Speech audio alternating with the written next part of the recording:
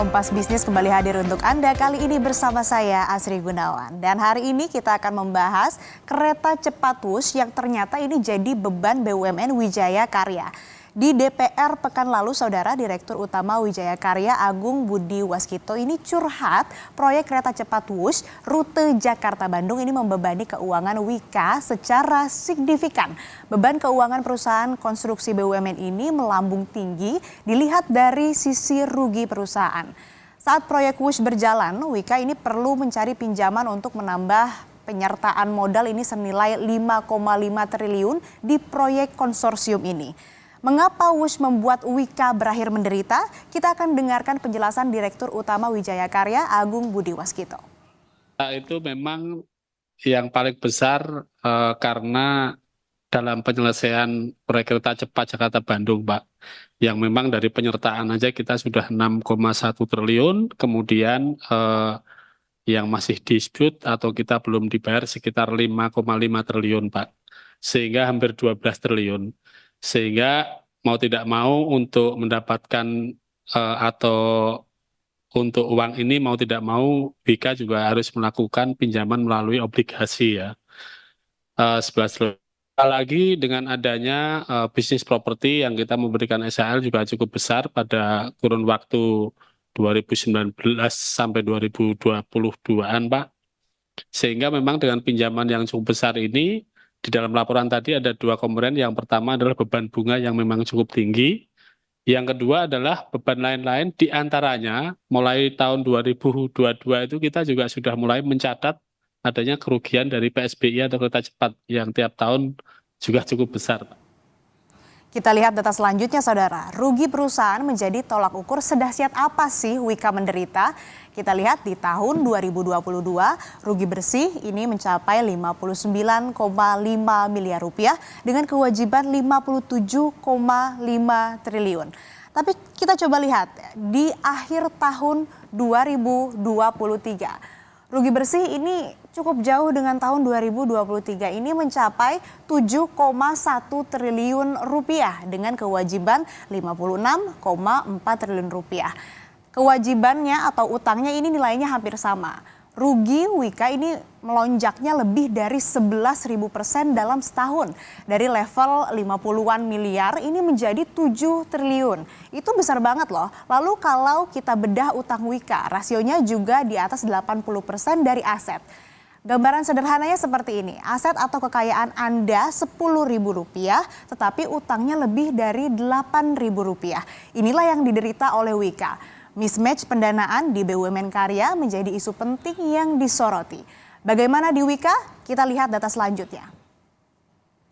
Mayoritas proyek konstruksi ini sifatnya balik modal dalam jangka waktu yang cukup panjang. Padat modal tapi balik modalnya ini perlu waktu. Masalahnya sifat proyek jangka panjang ini tidak diikuti oleh sifat utang perusahaan yang seharusnya juga jangka panjang agar tidak terjadi mismatch. Di Wika, Saudara, utang jangka pendek ini nilainya jauh lebih besar yaitu 38,4 triliun rupiah. Sedangkan jangka panjangnya 17,9 triliun rupiah. Contoh sederhananya lagi nih, Saudara, Anda membangun rumah kalau dihitung baru akan terbayar dengan gaji selama 30 tahun, tapi Anda ini maksa mengajukan utang dengan tenor 10 tahun. Mismatch, uang keluar dan uang masuk berbeda dalam waktu yang sama. Lalu kapan sih Wush akan balik modal? Kita lihat lagi data selanjutnya. Berdasarkan kalkulasi uji kelayakan yang didapatkan atau dipaparkan PT Kereta Api Indonesia pada rapat dengar pendapat dengan Komisi 6 DPR di akhir 2023, proyek kereta api cepat baru akan balik modal dalam waktu 38 tahun loh. Cukup lama ya, tapi balik modal ini punya syarat berat, yaitu dengan jumlah penumpang harian rata-rata 30.000 penumpang per hari. Tapi kita lihat realisasinya seperti apa. Realisasi semester pertama tahun ini kami ambil data KCIC, ini baru 14.600 penumpang. Ini kurang dari 50%. atau 47% dari target. Artinya perlu upaya dan usaha yang cukup besar ini untuk bisa balik modal. Dan bagaimana Wika ini kira-kira caranya seperti apa sih bisa keluar dari masalah ini? Apa ukuran sebuah perusahaan konstruksi sehat atau sakit? Nah, Kompas Bisnis ini akan kembali usai jeda bersama pengamat BUMN Datanesia Institute Heri Gunawan. Tetap bersama kami. Kompas Bisnis kembali untuk Anda saudara, masih dengan topik yang kita perbincangkan seperti pada paruh sebelumnya. Perbaikan seperti apa sih kira-kira yang perlu dilakukan oleh BUMN Konstruksi Wijaya Karya agar keuangannya ini kembali sehat? Kompas Bisnis akan bertanya langsung ke Heri Gunawan, pengamat BUMN Datanesia Institute.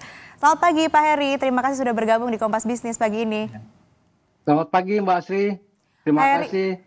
Ya, terima kasih Pak. Pak, ini untuk menilai perusahaan konstruksi sehat atau tidaknya itu dari apa sih? Apakah parameternya hanya lonjakan rugi jumbo atau ada parameter lain? Ya, kalau secara umum ya Mbak, kalau kita ngelihat perusahaan itu kan yang pertama kita lihat itu adalah tentu profitabilitasnya. Nah ini kalau kita lihat ke Wijaya Karya itu ya dia sudah 2 tahun mengalami kerugian. Kemudian juga kita bisa lihat dari arus kas dari operasi. Arus kas dari operasi ini kan berapa sih yang diterima dari pelanggan, kemudian berapa yang dia harus keluarkan untuk pemasok, untuk karyawan dan lain-lain. Ini kalau dia surplus atau dia positif tentu akan baik gitu ya. Kemudian kas dan setara kas, ini penting kas dan setara kas ini untuk perusahaan konstruksi yang perusahaan konstruksi ini kan kayak perusahaan migas ya, dia syarat dengan modal. Jadi dia karena apa namanya semua proyek-proyeknya bernilai besar kan tidak semuanya bisa dibiayai oleh pinjaman sehingga dia harus keluarkan juga modal sendiri. Nah karena itu kasnya menjadi penting karena kas ini juga nanti akan menentukan seberapa kuat dia mampu memenuhi kewajiban yang jangka pendek. Nanti kasnya itu dibandingkan dengan liabilitas jangka pendek. Nah kalau semakin besar positifnya itu tentu akan semakin bagus. Kemudian tentu juga tidak kalah penting itu juga adalah asetnya. Sehingga liabilitas terhadap aset itu bisa terjaga. Nah, ini akan menjadi terjaga kalau profitabilitasnya tinggi sehingga akan membantu ekuitasnya bertambah. Nah, kira-kira itu kan secara umum itu begitu. Jadi kemampuan dia memenuhi kewajiban baik jangka pendek maupun jangka panjang juga baik. Kalau jangka panjangnya kan bisa dilihat dari rasio solvabilitas ya. Jadi begitu juga dengan kalau yang jangka pendek itu bisa dilihat dari rasio lancar, rasio kas maupun rasio cepat gitu. Nah, jadi yang paling semuanya itu akan salah satu yang mempengaruhinya itu adalah tingkat profitabilitas dan kemudian juga arus kas dari operasi. Ini penting jangan sampai dia yang barang yang dijual itu 1.000 tapi yang dia keluarkan untuk karyawan, untuk bayar pemasok itu sampai 1.100. Nah, ini berisiko tinggi kan untuk terhadap kemampuan dia memenuhi kewajiban dalam jangka pendek maupun jangka panjang. Ya, kalau kita bedah laporan keuangan Wika, ini kan kewajiban utang jangka pendeknya lebih besar, sedangkan proyek yang digarap bersifat jangka panjang. Ada mismatch keuangan. Lalu sejauh apa restrukturisasi utang ini memperbaiki keuangan Wika, Pak Heri? Ya, tentu akan sangat berpengaruh gitu. Memang Wika ini penderitaan ruginya itu yang diderita oleh Wika itu sangat dramatis ya. Karena ada mengalami kenaikan sekitar 11.860% dari cuma 60 miliar yang kemudian menjadi sekitar 7 triliun gitu ya. Nah, itu kemudian sejauh mana restrukturisasi kewajiban ini akan sangat membantu? Tentu sangat membantu, tapi jangan lupa sebelumnya ini perusahaan ini kan sehat. Baru dia mengalami kerugian pada tahun 2022 dan 2023. Nah, seperti tadi yang ditayangkan oleh Kompas, itu adalah penyebabnya beban yang terlalu besar di WUS gitu. Nah, WUS ini adalah program strategis dan penugasan dari pemerintah gitu. Sehingga restrukturisasi utang misalnya Wika terhadap pinjaman dari Bank BUMN.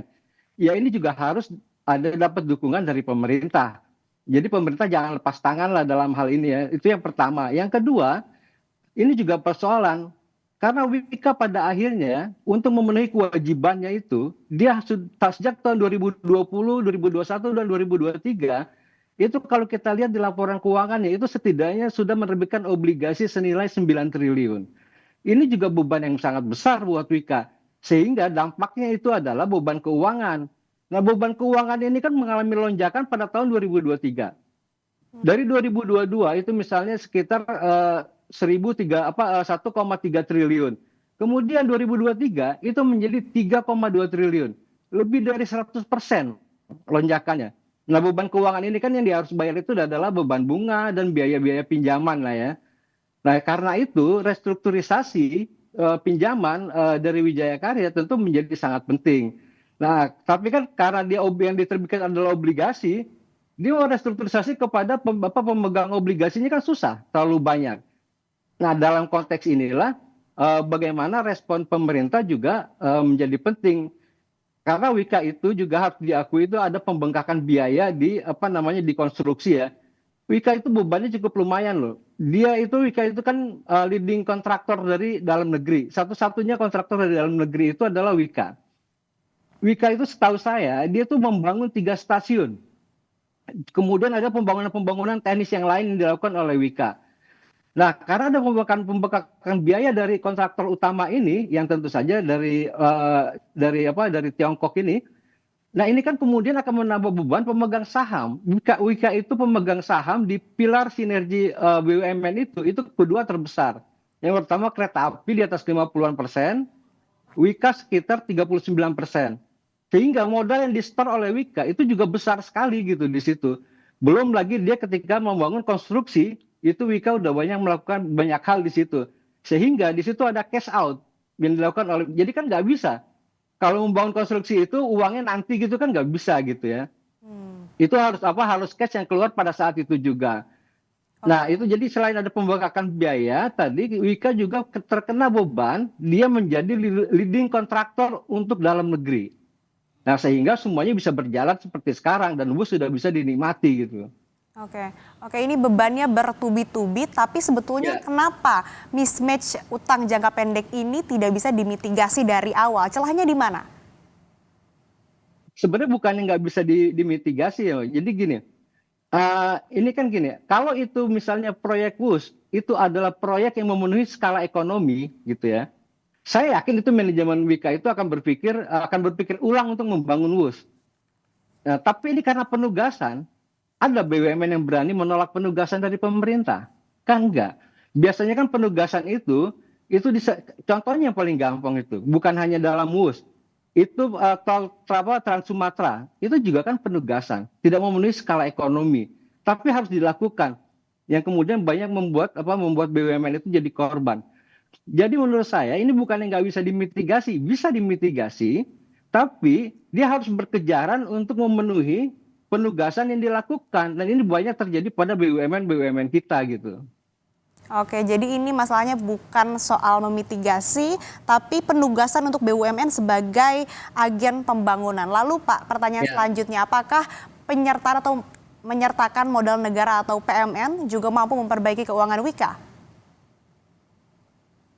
Ke PMN ini prinsipnya itu adalah suntikan modal ya dari pemerintah yang dalam bahasa APBN disebut sebagai investasi pemerintah di korporasi.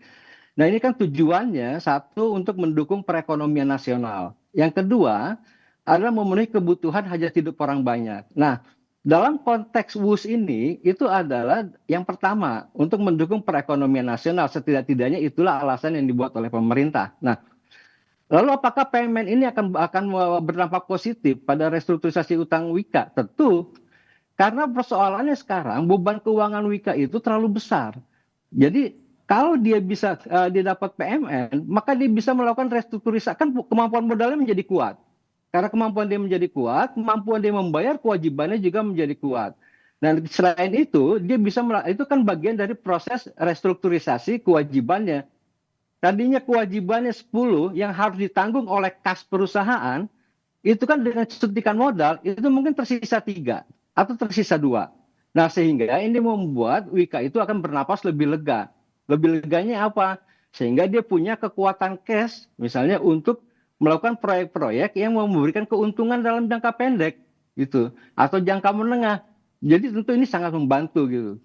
Jadi itu bagian dari strategi bagaimana dia mengurangi beban yang harus dia bayarkan melalui kasnya gitu. Baik, artinya ini ada Nah, nafas untuk ekspansi begitu ya Pak ke proyek-proyek yang lebih ya, menguntungkan. Lalu ini betul. kita akan bahas soal kereta cepat yang sudah beroperasi Pak. Berdasarkan uji kelayakan ini estimasi balik modal Wush Jakarta-Bandung ini kan 38 tahun, tapi dengan syarat 30.000 penumpang per hari. Ya. Sedangkan kita tahu realisasinya bahkan belum mencapai 50% dari target. Lalu bagaimana Anda melihat aspek bisnis target dan realisasi ini Pak? Ya, kalau kita lihat hitung-hitungan yang pernah diungkapkan oleh PT Kereta Api sebagai leading konsorsium dari PT Pilar Sinergi itu BUMN kita, itu kan satu hari harus 30.000 penumpang. 30.000 penumpang itu dengan seperti itu maka kita akan balik modal pada 38 tahun. Kalau sekarang lihat realisasinya, walaupun ada tren mengalami kenaikan gitu ya, tapi kan baru di bawah 50%, katakanlah 50%. Kalau saja realisasinya bertahan di 50%, itu kan gampang kita bisa lihat berarti tingkat pengembalian investasinya itu menjadi 76 tahun. 38 tahun aja sudah sangat berat gitu ya. Nah, ini menurut saya gitu ya, ini harus ya pemerintah memikirkan bagaimana supaya WUS ini juga tidak akan menjadi beban karena sekarang WUS sudah menggunakan APBN. Tidak menjadi beban BUMN tapi juga tidak menjadi beban APBN.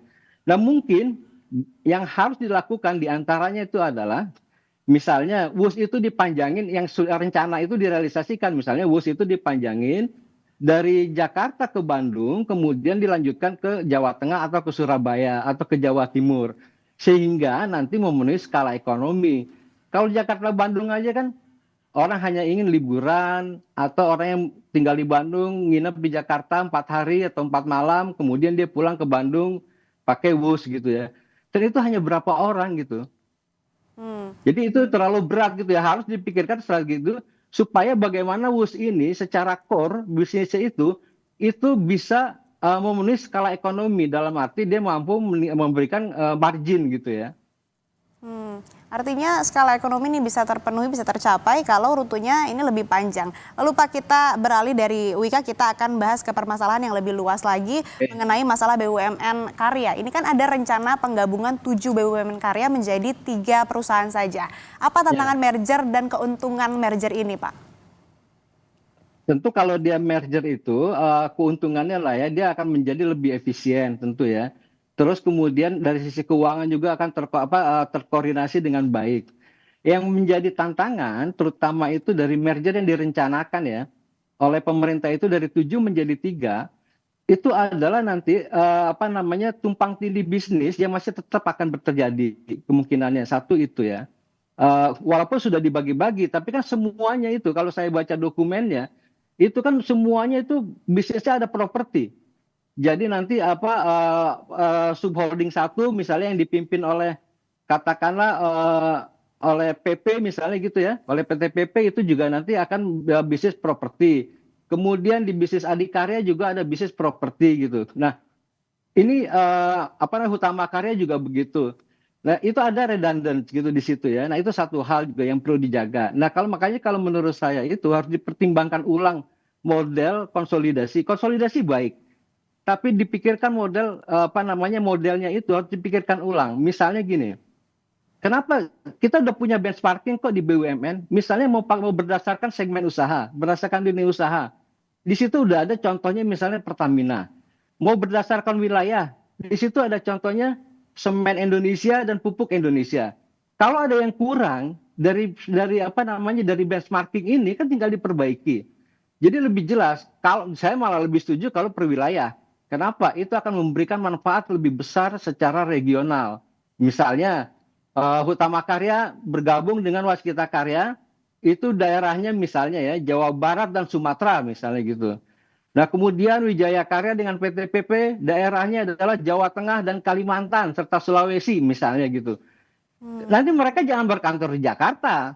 Mereka berkantornya di wilayahnya masing-masing sehingga ada tenaga kerja bisa terserap. Kemudian ekonomi wilayah juga mereka bayar pajak juga di situ.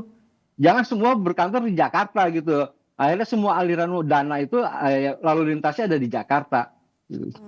Jadi itu catatan saya sebenarnya kalau terkait dengan ini ya, dengan merger itu.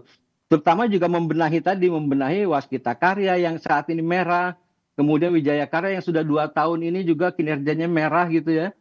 Nah ini juga persoalan yang harus diselesaikan. Menurut saya sebelum merger, selesaikan dulu persoalan ini. Minimal seperti apa komitmen pemerintah. Jangan pemerintah ini seolah-olah gini, mohon maaf ya, dia melepaskan tanggung jawab. Ini ada karena penugasan misalnya Wijaya Karya kinerjanya merah dalam 2 tahun, kemudian minta tolong PP ditempelin ke PP itu supaya nanti PP itu bertanggung jawab di situ. Nggak bisa begitu gitu. Jadi pemerintah harus selesaikan dulu nih. Jadi semuanya itu kalau memang ada lini bisnis, ya kan gini Mbak, menggabungkan pola-pola yang sekarang nih yang sudah dibuat sekarang oleh pemerintah. Misalnya Hutama Karya dengan Waskita Karya. Itu bukan menggabungkan 2 perusahaan loh. Kayak Waskita Karya itu kan ada puluhan perusahaan di bawahnya. Kalau nggak salah itu ada sekitar 30. Nah kemudian ada Hutama Karya. Mungkin ada 15 atau berapa gitu. Nah ini akan bergabung 40 entitas di situ. Gitu. Jadi nggak mudah gitu. Itu harus dibenahi dulu tuh. Mana yang masih layak dipertahankan, mana yang tidak apa segala macam baru dikonsolidasikan. Jangan asal main gabung aja begitu loh. Nah itu menurut saya juga harus diperhitungkan oleh pemerintah sebagai pemegang saham ya. Skenario-nya itu harus jelas gitu. Ya, banyak aspek yang perlu dipertimbangkan, yang perlu dikonsolidasikan, tapi juga ada sejumlah perusahaan atau sektor yang memang sudah berhasil merger, misalnya Migas, kemudian juga ada korporasi atau perusahaan lain yang memang ini mungkin bisa menjadi referensi bagi BUMN Karya untuk melakukan aksi korporasinya. Baik, terima kasih Bapak Heri Gunawan selaku pengamat BUMN Datanesia Institute telah bergabung bersama kami di Kompas Bisnis. Sehat selalu Pak. Terima kasih Mbak Asri, sehat-sehat.